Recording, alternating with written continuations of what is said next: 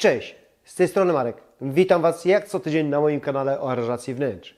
Jestem przekonany, że przygotowując się do remontu, masz zamiar kupić takie produkty, takie materiały, które będą Cię cieszyły przez lata, a nie tylko przez rok, dwa, jak gwarancja obejmuje.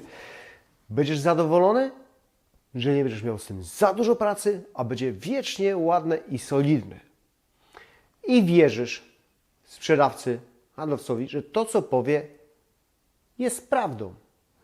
I faktycznie coraz więcej firm, coraz więcej sprzedawców ma bardzo dużą wiedzę. Ale niestety jest nadal dużo takich, że nikt Ci tego nie da, co ja Ci mogę obiecać.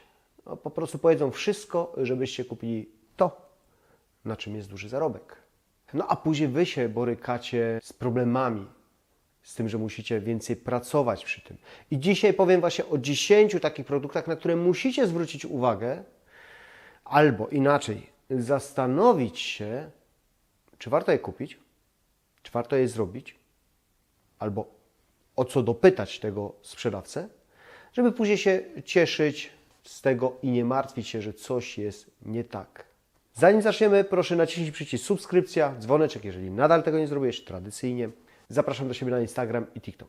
Zaczynamy i zacznę od drzwi. Dlaczego?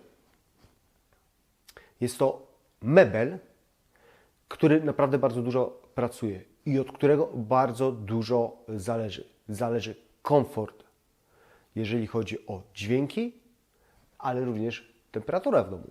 Bo nie zawsze mamy, a teraz idą cięższe czasy, podobno oby nie. Te temperatury w niektórych pokojach możemy mieć przekręcone, tak mniej, bo tam mniej przebywamy, ale jak te drzwi będą liche z jakichś powodów, to może to nie stać swojego zadania, przekręcanie kaloryferów akurat w tym pomieszczeniach. Ale druga rzecz, dźwięk. Bardzo często idziemy albo widzimy reklamę. Widzimy reklamę i widzimy, skrzydło drzwiowe 500 zł. Dobra cena. Ale to, że ościeżnica kosztuje 700 zł, albo przynajmniej więcej niż te samo skrzydło, to już powinno nam coś dać do myślenia.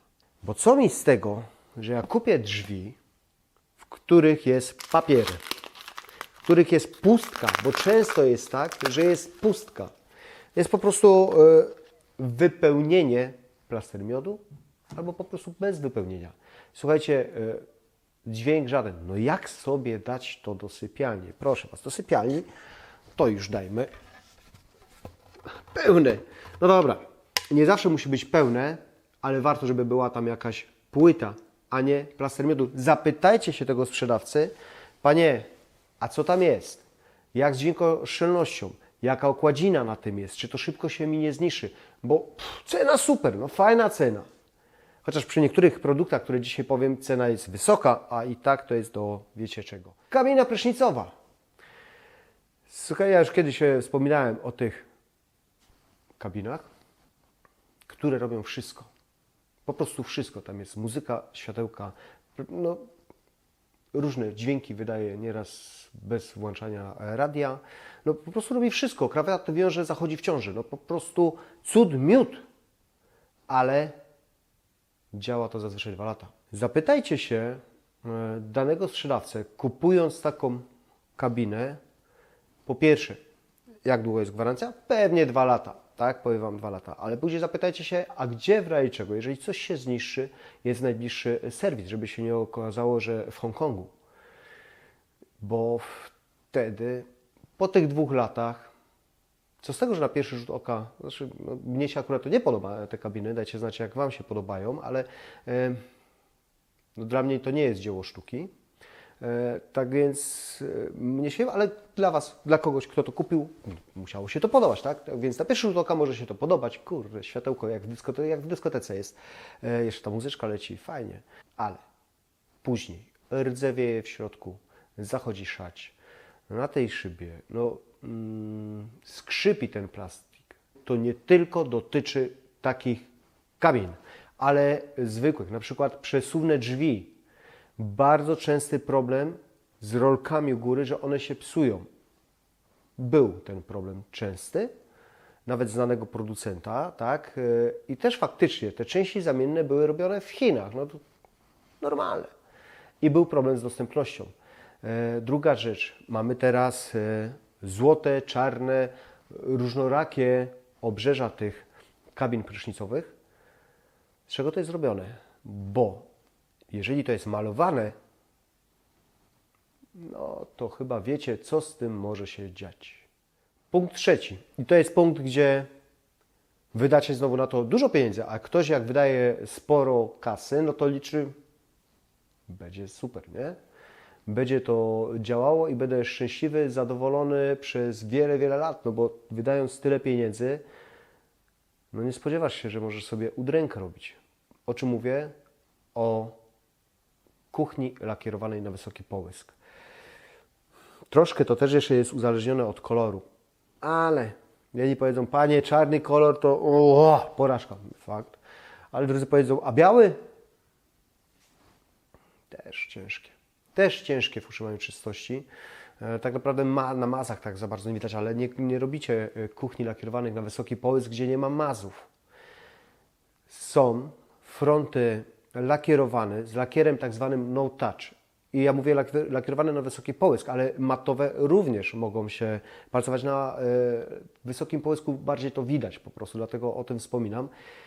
Są takie no touch. Zapytajcie się, jeżeli robicie u stolarza kuchnię, czy ma próbkę, bo wiadomo, są różne próbki, ale czy ta gotowa z tego lakieru ma próbkę, żeby posprawdzać, jak to będzie faktycznie, przecież tą kuchnię będziecie używali codziennie wiele razy, tak?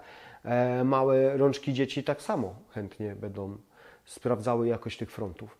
Tak więc dopytajcie się o jakość tego lakieru, a może ma jakiś większy front, jak to się zmywa, bo to, że się coś pobruci, to się pobruci, to jest normalne. Ale jak to się zmywa? Kolejna rzecz, przechodzimy do sypialni, chodźmy. I łóżka. Tu akurat za bardzo nie ma się co pytać, tylko zastanowić się trzeba, czy chcecie takie łóżka drewniane z ostrymi rogami. Ja już o tym mówiłem, wiem, ale sam miałem takie z 20 lat temu i siniaków trochę było. Dopóki człowiek się nie przyzwyczaił, że musi uważać. Oj, bolało. Zwróćcie uwagę, bo drewniane łóżka są bardzo fajne, ok, super, ale po pierwsze ta rama niech nie wystaje dużo za materac, bo wtedy no, wy stajecie z materaca, przechodzicie koło łóżka, no a tu jest róg. A druga rzecz właśnie ten róg, żeby nie był do szpica, tylko ewentualnie zaokrąglony. Zwróciłbym na to uwagę, jeżeli ktoś nie chce siarczyście przeklinać. Pewnie nie jedna osoba, która miała takie łóżko, krzesła nieraz, bo krzesła również doświadczyła tego. Kto tak doświadczył, ręka w górę. Lecę do punktu 5. Płytek w domu mamy bardzo dużo. Bardzo wielki jest wybór pod względem jakości płytek, pod względem wykończenia tych płytek, oczywiście kolorów, wzorów itd. Bardzo chętnie sięgamy po płytki polerowane lub lapato. A tutaj mam taką płytkę, widzicie jak to się ładnie odbija. To jest lapato akurat, no ale to jest mniej ważne. Trzeba koniecznie dopytać, ponieważ płytka polerowana powstaje w ten sposób, że jest płytka matowa. Przychodzą kamienie, które zdzierają tą warstwę wierzchnią i dzięki temu polerują to i dlatego jest ten połysk. Ale zdzierając tą warstwę wierzchnią powstają tak zwane mikropory. Takie dziureczki. Przy czarnych płytkach, ciemnych płytkach czasami to widać pod światło, że są takie kropeczki małe, jakby ktoś igiełką ponakuwał. I teraz wylejcie na to kawę, wino, zostawcie to na jakiś czas, niedługi, na jakiś czas, pół godziny. Piękna, jasna podłoga i taka plama będzie. Bardzo ciężko, albo nawet niemożliwe, to będzie do wyczyszczenia. Dopytajcie się sprzedawcy, czy taką płytkę należy impregnować. Ponieważ dotąd było tak, mówię dlaczego zaraz powiem, że było, że wszystkie gresy polerowane należało zaimpregnować. Po to ten jest impregnat, że jak zaimpregnujemy, ten impregnat wchodzi w te mikropory i jakby zalewa je. To trzeba było teoretycznie powtarzać co 3 lata, ale nikt tego nie powtarzał i było często ok, o tak powiem. Było często ok. Jeszcze pokażę jedną płytkę, bo żeby zwrócić na coś uwagę. I zapytajcie się, bo teraz jest tak, faktycznie jest tak, że Bardzo dużo producentów impregnują już podczas wypału takiej płytki. Wtedy macie święty spokój. I jeszcze bardzo ważna uwaga, jeżeli będziecie musieli zaimpregnować taką płytkę, albo macie już położoną 2-3 lata i widzicie sami, że to coś jest nie tak, to prawdopodobnie będziecie musieli zaimpregnować. Jeżeli wpija Wam po prostu jakieś płyny ta płytka i zostaje plama, to na 99% do impregnacji się nadaje. Kupcie sobie impregnat, jest kilka firm, no nie będę tutaj podawał, ale wpiszecie impregnaty do płytek polerowanych, na pewno coś wyjdzie. Zawsze sprawdźcie gdzieś na boku, tam gdzie nie widać, jak zachowuje się płytka, bo nieraz ona nabiera jeszcze takiego połysku dodatkowego, może lekko zmienić kolor. Tak więc sprawdźcie to najpierw, żeby nie było, że Marek powiedział i Wy to zrobiliście i Wam się później podłoga nie podoba. Sorry. Także zobaczcie. A po co tą płytkę trzymam? Bo mówię o płytkach polerowanych, grysowych polerowanych, a nie szkliwionych. To jest szkliwo i tu szkliwo to jest biskuit podkład zrobiony i na to nakładane szkliwo, a nie, że po prostu te kamienie polerują tą płytkę i tych płytek już nie trzeba impregnować. Tylko o to mi chodziło. Dlatego dopytajcie się, jakie to jest wykończenie? Poler czy szkliwo nakładane? A po prostu dzięki temu szkliwu jest połysk. Dobra, idziemy do kolejnego punktu. A tym kolejnym punktem będą lampy i teraz nawet bardzo popularne i modne lampy, chętnie wybierane, tak zwane, to znaczy tak zwane, nie zwane, tylko szklane klosze. Bardzo ładnie to wygląda, że widać żarówkę całą, tu jest klos z przeźroczystego szkła i bardzo fajnie tam widać te wszystkie muszki, robaczki, pajączki. Żubr, bóbr, łoś. Rewelacja po prostu. Po jakimś czasie niestety zawsze tam wpadną, a w związku z tym, że to jest szkło, przeźroczyste szkło, widać to. Dopytajcie, sprawdźcie w sklepie, jak macie, no gorzej jak kupujecie przez internet, jeżeli macie taką możliwość, jak łatwo i szybko ściągnąć taki klosz, bo później się okaże, macie ileś tych lamp, u góry ściągać, a są lampy, które mają po 8-10 kloszy, ściągać każdy ten klosz, napracujecie się. No a chyba nie o to chodzi, żeby kurczę co sobotę, co tydzień spędzać pół godziny tylko na tym. Zapytajcie, jak łatwo, jak szybko, jeżeli przyjmujemy, że Wam się podobają takie klosze, tak? Jak łatwo, jak szybko można to ściągnąć. No i zastanowić się, czy chcecie to dawać gdzieś bardzo, bardzo wysoko, gdzie macie problem z sięgnięciem. Mówiłem o kuchni, jeżeli chodzi o fronty lakierowane, to teraz powiem o blacie drewnianym. Blat drewniany mnie osobiście bardzo się podoba. I gdybym cholera nie był taki leniwy, to pewnie bym go miał. Tylko niestety cholera jestem i nie lubię za dużo pracy. Jeżeli zapytajcie się stolarza, czy tam gdzie kupujecie kuchnię, czym jest wykończony ten blat? Czy on jest wykończony lakierem, czy olejem? Lakierem pół biedy, bo to jest dużo lepsze, ale zazwyczaj jest olej. Jest to naturalniejszy w taki blat. Może ktoś powiedzieć, ja też tak sądzę, że ładniej wygląda niż polakierowany, tak bardziej naturalnie po prostu, tylko o to chodzi. Lakier, tak jak przy impregnacie, czasem zmienia niestety ten odcień, ale dopytajcie się, czym jest wykończony i co należy i jak często robić. Bo często jest tak, że w ogóle dostaniecie surowy taki blat i musicie na dzień dobry już go zaimpregnować, zaoleić. I taką impregnację powinno się powtarzać często, co pół roku. No niestety, cóż rzec. Punkt przedostatni, 9, to zlewy. O, znowu w kuchni jesteśmy. Zlewy. Zlewy granitowe, a raczej pseudogranitowe, bo nie ma takich chyba granitowych całkowicie. No nie, można sobie oczywiście zrobić, ale w sklepach zazwyczaj nie kupimy granitowych, tylko kompozyty. Z praktyki widzę, że największy problem jest z czarnym zlewem, z czarnym zlewem, że to się bardzo brudzi, to się bardzo rysuje i to trzeba jakoś czyścić. Nie miałem takiego zlewu, ale troszkę tych projektów już zrobiłem. Z Wami piszę na co dzień często i słyszę o tym problemie, dlatego musicie koniecznie dopytać, jaka gwarancja, co się stanie, jak się porysuje, nawet już po gwarancji, jak można to zreperować, jak można to naprawić i najlepiej jak czyścić. I nie słuchajcie tego, ale Panie, to się po prostu zmyje od tak, nie?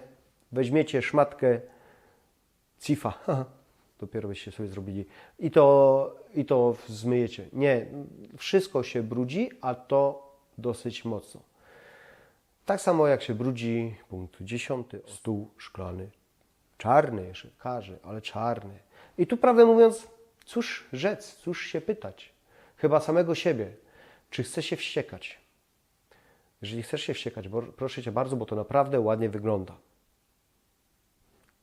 Klienci kiedyś kupili sobie piękny, naprawdę piękny stół włoskiego producenta.